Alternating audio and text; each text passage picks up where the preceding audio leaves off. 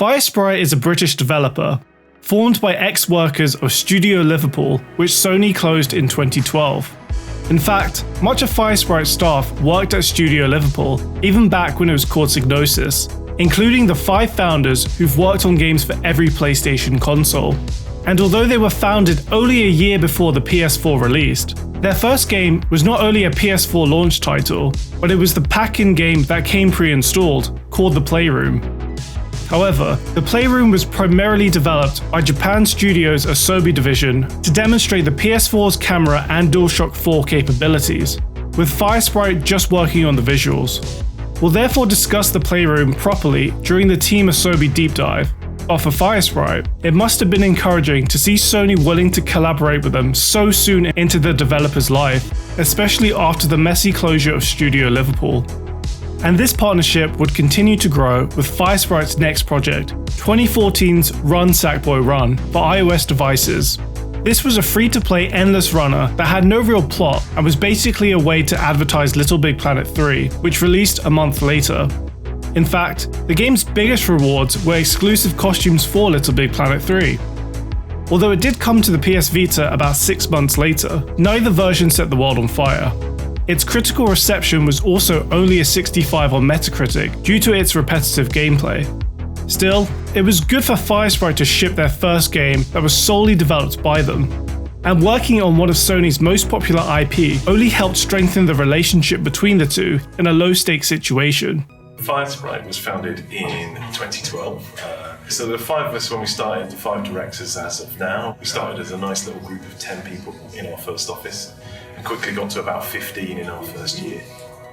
We thought we'd build a game studio which was better than we had before and trying to be something that we could grow and be proud of in the future. Firesprite's next game was 2016's The Playroom VR. Like before, it came free with Sony's PSVR and contained 6 asymmetrical multiplayer minigames to demonstrate the headset's VR capabilities. Unlike The Playroom, which wasn't reviewed enough to receive a Metacritic, The Playroom VR got a 77 due to Robots Rescue feeling like the only fleshed out game you'd play more than once. Again though, Firesprite just helped with the visuals, so we'll discuss the game further in Team Asobi's episode. But I thought it was important to bring up, as this would be the game that set the tone for Firesprite's future, because all future games would be in VR, like 2017's Air Force Special Ops Nightfall, where you complete Halo jumps in VR all from a first-person perspective. Yes, this sounds cool, and it was free, but I was surprised to learn this game even existed, as despite being a day one purchaser of PSVR, I had never heard of it. And I'm clearly not the only one, as there's 0 reviews for it on Metacritic, and Sony don't even bother to mention Firesprite on the store page. The gameplay actually looks decent to be fair though, and I'm sure the experience immensely helped with their next game, 2018's The Persistence, which would finally be Firesprite's first console game with any real budget behind it, that was solely developed by them, and took them 3 years to develop. Set in 2057, aboard a stranded spaceship called the Persistence, the player assumes control of a clone, and is tasked with fighting or stealthing past mutated clones to restart it. I do remember the game coming out, and found the premise interesting, especially as it was built exclusively for PlayStation VR, but skipped it because I couldn't be bothered with the cumbersome setup anymore.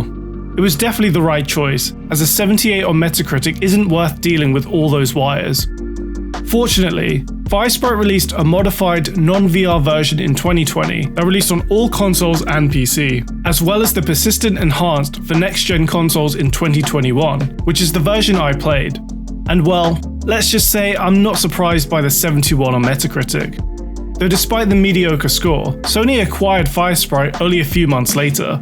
And then in 2022, Sony purchased them a much larger office to properly accommodate the 250 plus employees Firesprite had, including Firesprite's acquisition of Fabric Games that we'll discuss properly in another episode.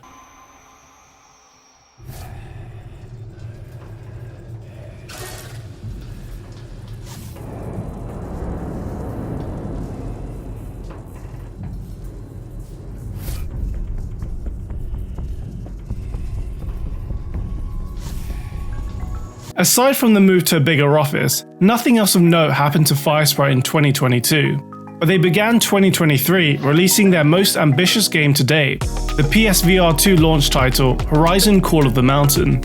Once again, Firesprite collaborated with another studio, this time with the creators of the Horizon IP in Guerrilla Games. But unlike the Playroom, Firesprite would be the main developer of this first-person climbing/archery game that interestingly used Unreal Engine 4 instead of Guerrilla's in-house Decima engine, which is the reason why Horizon Forbidden West is currently the best looking game of the generation.